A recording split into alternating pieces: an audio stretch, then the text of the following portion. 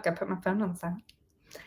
Hey, everybody. This is First Draft Friday. I am Alessandra Torre with Authors AI, and today I am joined by the fabulous Tex Thompson, and we are going to be talking all about forbidden sins of your first page, so your novel's first page. This is going to be a fantastic topic. I'm so excited to dive in. If this is your first time joining us for First Draft Friday, I encourage you to join the group or subscribe to YouTube or to the podcast, however you're joining us. And we take questions from viewers as we go. So don't be shy. Feel free to use the comment section and say hi. I'm seeing some comments come in now. And we will answer as many questions as we can as we go. So Tex, you want to introduce yourself and tell a little bit about yourself? Absolutely. Thank you so much, Alessandra. My name is Tex Thompson, and I am amazing. Just fabulous. Yes. I call myself a literary locksmith, in part because I am a literal locksmith. I do go and break into people's houses for a living. But my mild-mannered alter ego is a developmental editor or book doula, as we might say. I love to help writers develop their ideas into a first draft or develop their first draft into a much better draft to sort of help you unlock the next level in your work. And if you haven't seen Tex present before, me and Tex are old friends. So we've done this game a lot. And she's one of the best speakers I've ever heard. So if you have a chance to ever see her on stage, take advantage of it. But today we're going to be talking all about that first page. So I've heard before, the first sentence is the most important sentence of your book. I definitely think that the first scene or that first page is your opportunity to win that reader or lose that reader. So when we're talking about our first page, what are some tips that you have for making it really shine? Well, I think this is one that I'm pulling straight out of my back pocket, but y'all, I am a huge believer in the power of the unexpected emotion. Because if you can start by showing us someone who is ecstatic to be pulled over by a police officer, or someone who is furious as they're being wheeled into surgery, or someone who is terrified as they're sitting in the back row at a funeral, you create a powerful curiosity in the reader. The emotion does not match the scenario. And so we automatically want to read for it further to reconcile that anomaly, to find out why is this emotion here right now when it shouldn't be there.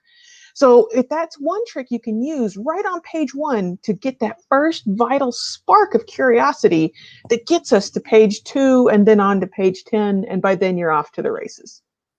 I really love that because I can't tell you how many times I've hit the end of chapter 1 and it's like a funeral or they're questioning. And then suddenly the main character like smiles or something. You're like, whoa. What's going on here, and it really does it. I love that idea. Word of caution, don't structure your entire book around that exciting No. But if you can do it, I love that tip. Yeah, that's that's good Addams Family value right there, right? The emotion does not seem to match the setting, and so we're sucked in. And then yes, something more substantial needs to happen, but by then you've got us. All you have to do then is keep us. I love that. Okay, so first tip, create or if you can work in unexpected emotion. Is that how you worded it? Yeah, just an unexpected emotion I think can be a great way to just get you started on page 1. Check. Yeah. The other thing, y'all, I think when we talk about first pages and first chapters, I think one of the hardest things is that we tend to start with exposition, which is another word for explanation. We tend to start by explaining. Okay, so here's this sword. And pro tip, y'all, we can't start with the sword.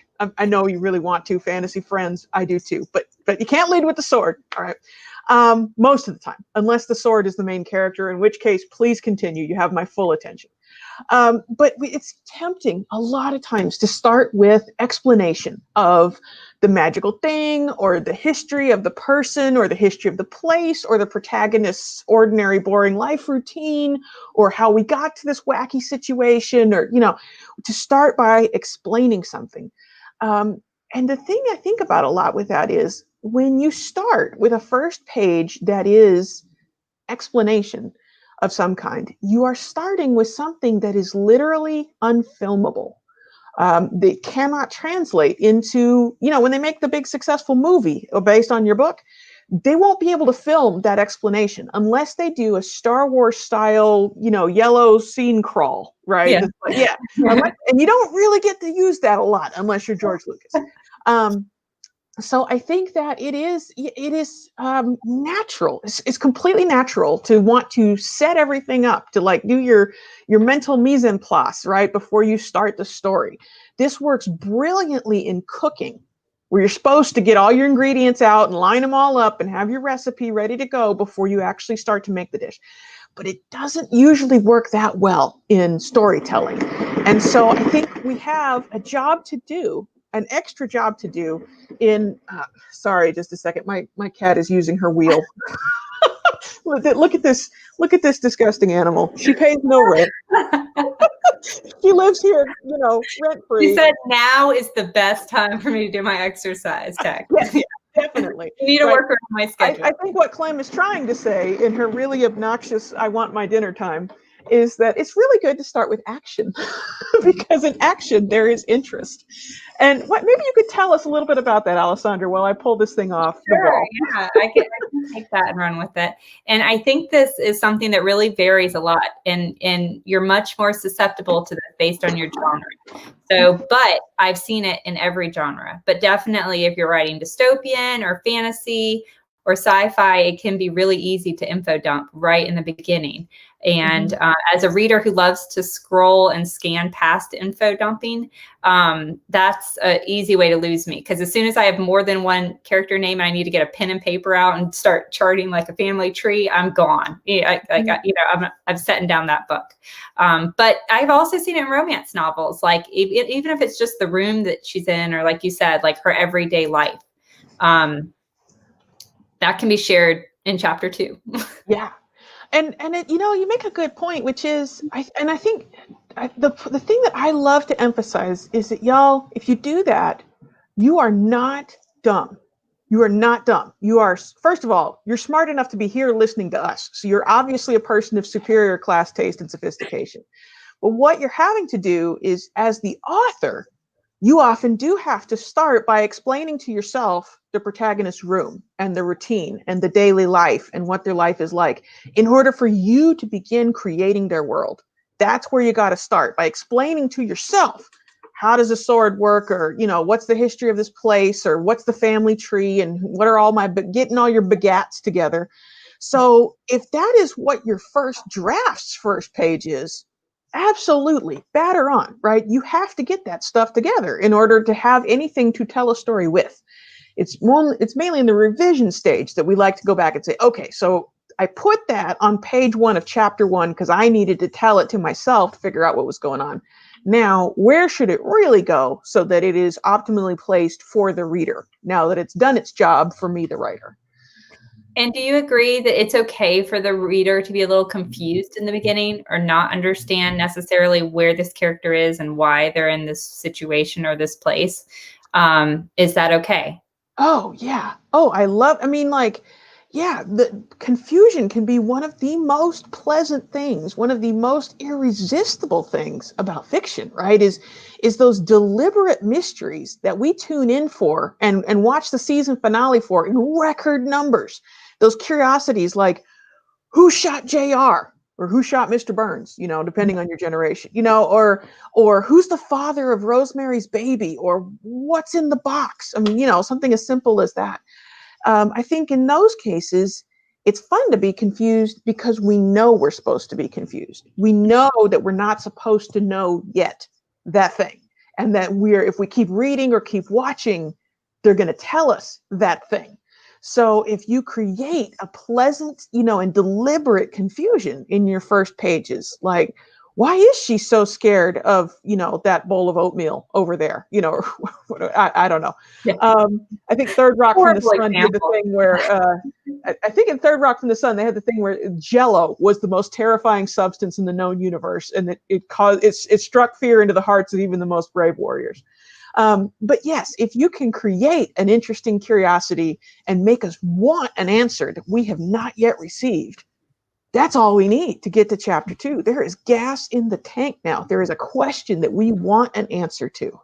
And that is dynamite.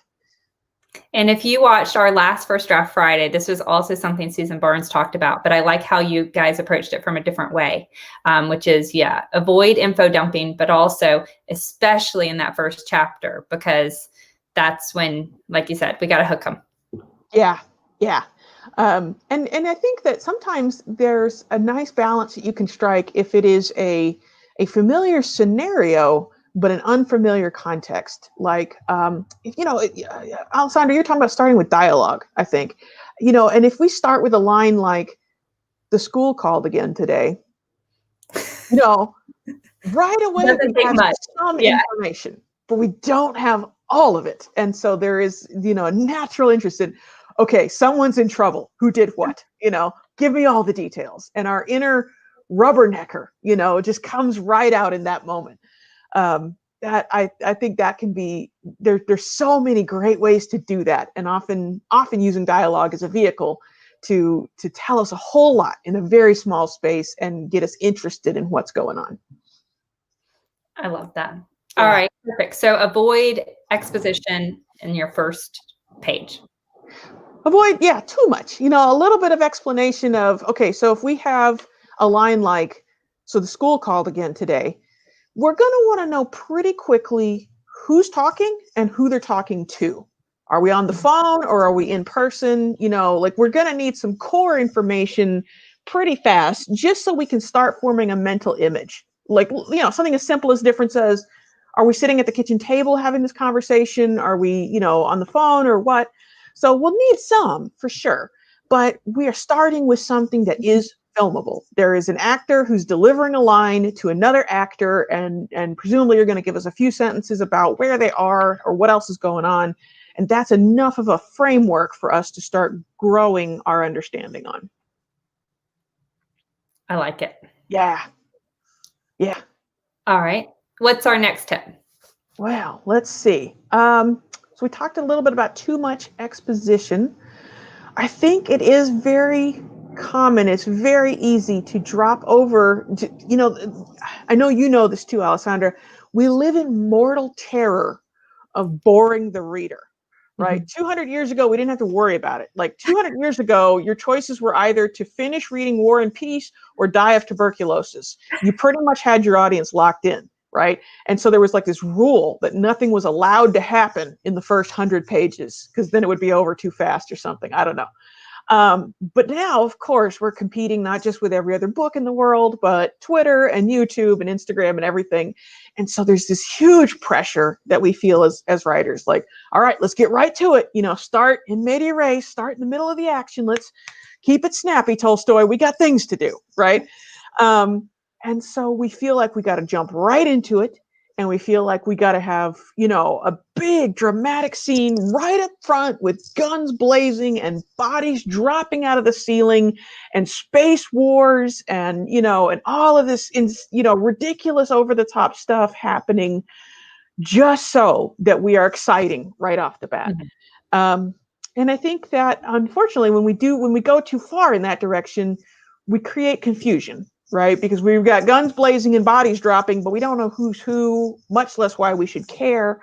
And so even though there's a ton of adrenaline, there's not yet a purpose. There's not yet a curiosity. There's really too much curiosity. Actually, there's no curiosity. There's only confusion. And so that too is hard, right? When there's zero explanation or context, or maybe the best word for it is emotional significance to what's going on. It's like, I don't care about any of these people and whether they get shot, because I don't know who I'm following and what they want. And I think that confusion overcomes us anytime we are feeling really under the gun, whether we are crafting a first page or a book blurb or a promotional tweet, you know, when you have to be just so very zesty so that they'll want to click on the thing and do the thing. Anytime we are pressed for time and space, confusion can creep in because we're trying so hard to pack a lot into a very little space. Like, you know, like Homer Simpson grinding 5 pounds of pasta down to a single granola bar and then eating it. You know, it's not healthy. Marge, what's the phone number for 911? Yeah. And so we have to strike a balance there too, right? Is we do need something. It helps if something is happening, but it also helps if we leave enough room for that something to matter. And I don't know if you have any hot tips for that, Alessandra, but that's something I still struggle with. Do you? I don't know if I'd call this a hot tip, but just hearing you talk, I watched last night, which is why it's so fresh in my mind, that pilot episode, or the first episode of a show called Broadchurch. And so in the very first episode, the body of a young boy is found, you know, murdered. And they could have started with that, right? Like that could have been the opening scene. But instead you're seeing like his household getting ready in the morning and just little hints, right? Like she's like, oh, Josh didn't take his lunch, you know? And he's like, no, he was up before I got up, you know? And then she brings his lunch to school, you know, to whatever soccer practice. And the teacher's like, oh, Josh, where's Josh? He wasn't here today. And so as the mother is slowly realizing and putting things together and then calling his friend, you're feeling this increasing sense of, you know, doom as a viewer. And so then when Josh's body is found, and I'm really not spoiling this for anyone, it happens in the first 10 minutes, but it was one of a few times I don't cry. I'm not a crier. I cry maybe one time a year when I watch something. I was sobbing within 10 minutes of the opening of this episode when the mother, you know, finds Josh's body. And it was because I had that emotional investment, you know, and I was fully fed it. And I was like, I was understanding at the same time the mother was. So if, again, that impact when it came, and it still happened quickly, it still happened fast, it still would have happened in the first chapter, but it happened you know, I had proper build up. And I really had then that emotional connection where if they had just found his body at the opening scene, it would have been sad. It's a child's body, but I would not have been crying. I would have been like, oh, so what's going on? How did this happen? Type thing. So I love that idea because we do often want to be like, okay, find the most exciting moment and jump right in there. But if you just take a breath and really think about it and how that really powerful, exciting moment can have the biggest impact. There are sometimes, like you said, it's juggling, like, and that doesn't have to be exposition. It can be, you can give them that explanation or that information, but through emotional scene building and telling them. Well, and it sounds like too, what you're describing is that they left room for the situation to escalate. Yeah. You know, instead of feeling the urge to start at a 10, which gives you nowhere to go but down, they started at like a 2, you know, and then there was room for it to rise and for the tension to turn into a 5 and then an 8 and then to finally top out at that 10. Yeah. I mean, I don't want to describe it as like a narrative striptease exactly, but it's more exciting to go slowly than it is to, you know, drop your pants. So like it just, and it's, I think, more satisfying as a result. But it takes. I'm trying to think of some tips to help an author do that. And I know for me, I often think, okay, what point of view is best for me to tell this from? And is it the main characters? And is there a rule that we need to start with the main character's point of view? If 70% of the book is written in character Jennifer's point of view, does the opening scene need to be from character Jennifer's point of view? What's your opinion on that? I think it is very much the custom to do that nowadays, but I think that it is a fashion. It is not a timeless essential truth of storytelling. There are so many great examples in literature of, you know, weird Gatsby. Jay Gatsby is never a point of view character. Sherlock Holmes is not a point of view character. Captain Ahab is not a point of view character. Their stories are related by the guy sitting next to them. Mhm. You know, and that allows you to do interesting, novel things that you can't do when you stick the camera firmly in the protagonist's head on page one and leave it there the whole way through. But I also think that, you know, it's interesting to think about. I think that the other really neat thing that you were pointing out with your Broadchurch example is how powerful it can be to start with a relatable situation. Because most of us cannot relate to the sudden loss of a child, you know, just out of the blue like that. Right. But the situation of, oh, Josh forgot his lunch, I better go bring it to him, kind of, you know, gives us a familiar vehicle in which to enter the story and for things to progressively get stranger and more out of the ordinary until they get to a realm that most of us have never experienced. I think that's relatable situation. For me, the scariest part of the first Resident Evil movie was nothing to do with any zombies or anything like that. It was these office menials. They're riding in the elevator, and then the power goes out. The elevator stops between floors. And now these random office people are trying to figure out how to get out. You know, they're just like, oh, this is annoying. Let's see if we can get the doors open.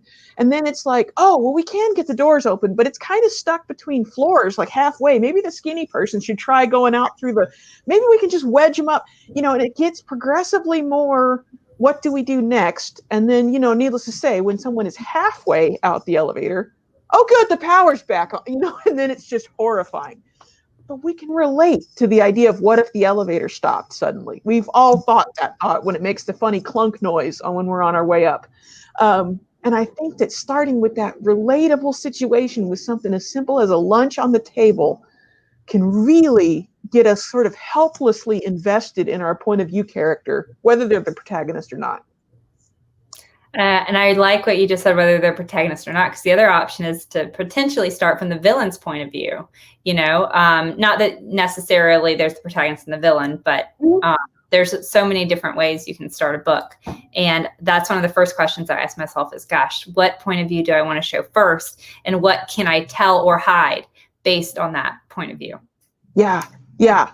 There's a wonderful, I got to visit with a literary agent who represented primarily middle grade and young adult fiction, which I have not had a lot of a great experience with. But she said something I thought was really interesting. She says, you know, one of your jobs at the beginning of the story is to teach us how to read you.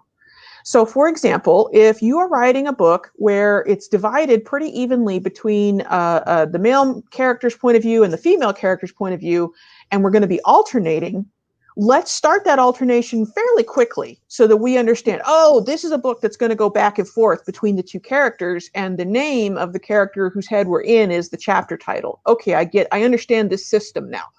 And similarly, you know, if you're going to be writing an epic fantasy with, you know, 12 different point of view characters, we probably don't need to hear from all 12 right away, but it might not be a bad idea to start with one, get us going, and probably shift over to a second person, you know, in a fairly timely fashion, just so we understand, okay, this is more than one person's story, so that we're not suddenly discombobulated when we switch over 100 pages in and you're like, wait a second, what happened to Frodo Bob? I thought he was our protagonist, or, you know, whatever.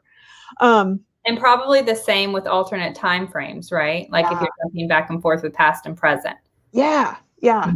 If there can be enough continuity, you know, a few pages with this one time frame or this one point of view character to get interested and to get started and say, okay, yeah, I'm real interested in that. And then gracefully turn the page and it's like, oh, we're 100 years prior. Oh, but she's got the same last name as the lady in the present day. I wonder if they're connected, you know, so we can have some kind of, we can at least guess, okay, this might have something to do with what's later. Yeah. I'm going to take a minute and jump into some questions that we have from viewers. So one is from Mila, who's joining us through YouTube. So she said, I'm curious about prologues and how you both feel about them. Ooh, you know, Mila, personally, and this is the fantasy writer in me, I am very prologue. Like, I think they can serve a wonderful purpose when they are used correctly.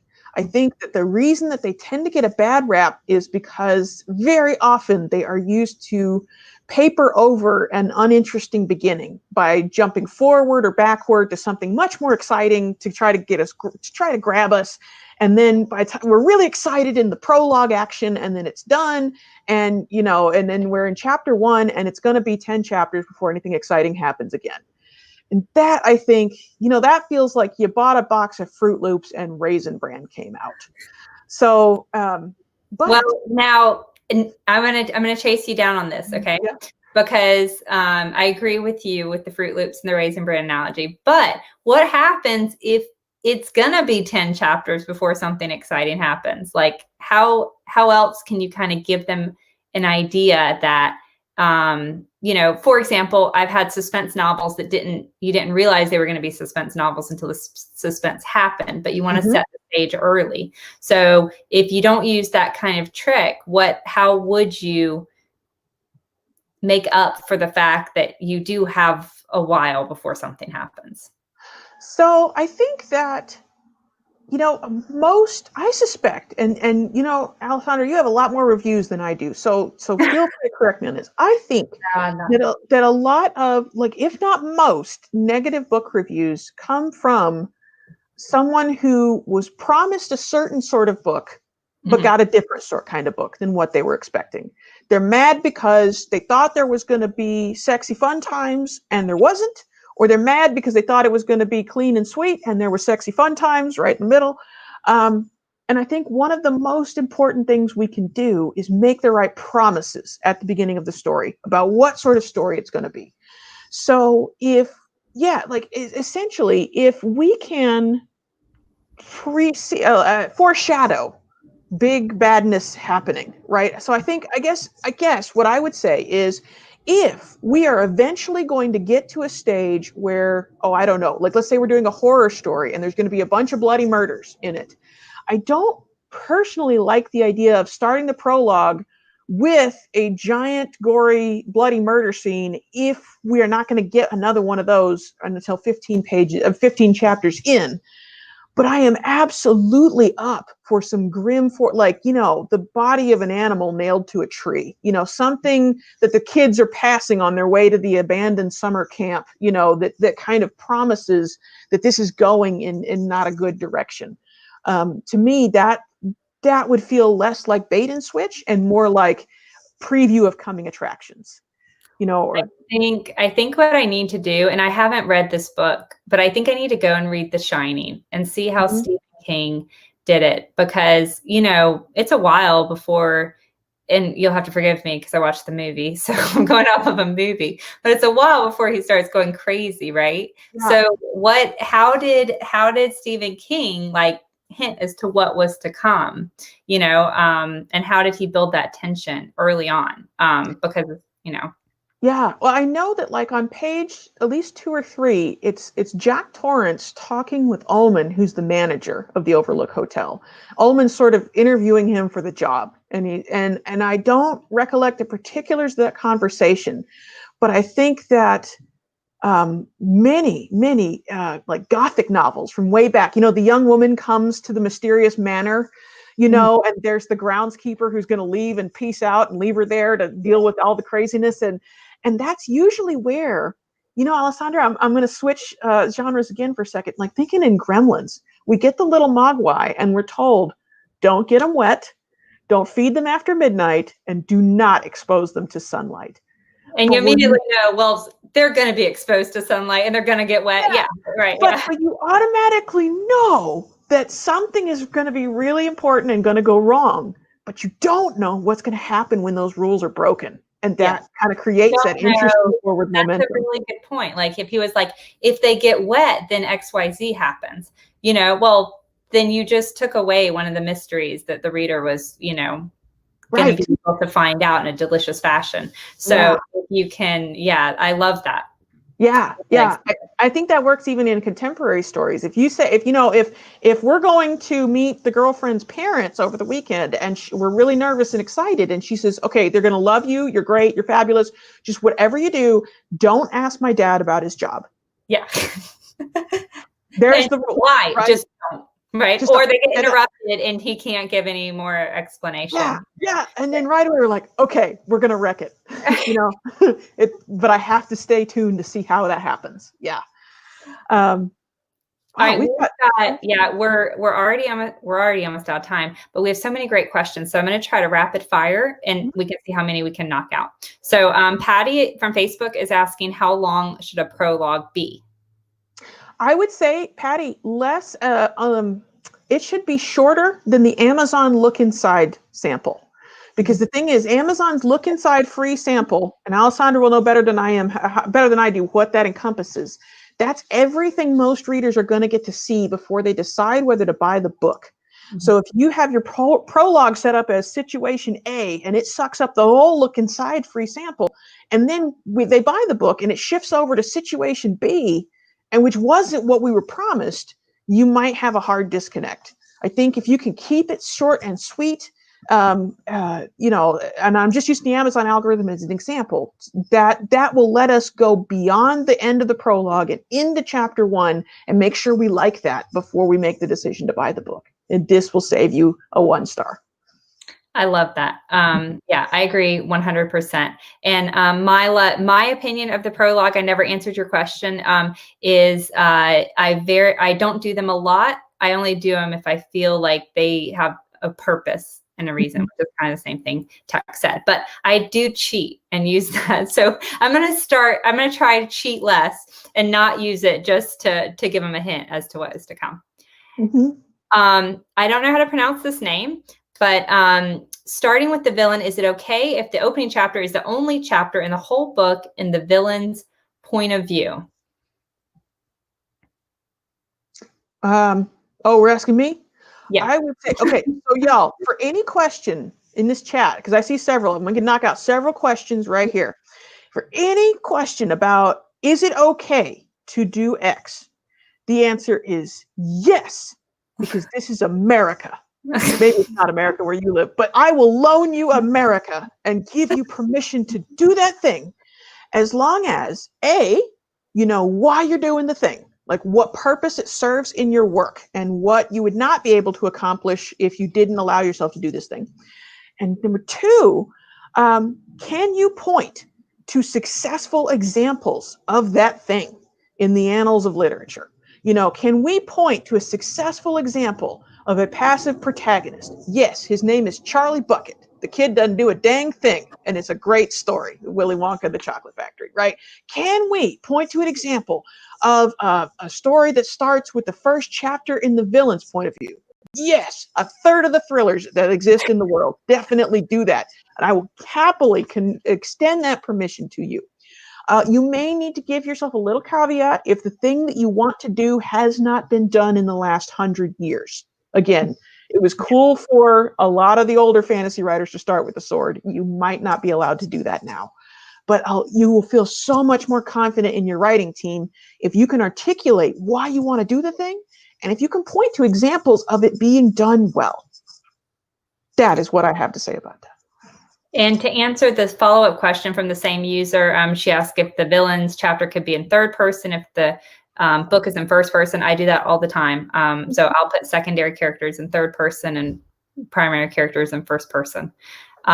Marilyn said, can you mix humor in women's fiction? Sure. I mean, yeah. I love myself a peanut butter and pickle sandwich personally. I think absolutely. I mean, we can point to lots of examples. I would say, like, I'm going to go to the movies here, but Bridesmaids, women's fiction, really funny, and it's supposed to be that way. And if you are advertising both the humor element and the women's fiction element right up front and center, so we can see very early on that we're going to be getting both, then anybody who doesn't want both won't buy the book, and they won't be disappointed, and you won't hear about their disappointment. Yeah, I think those could be a wonderful combination. Yeah, I agree with that.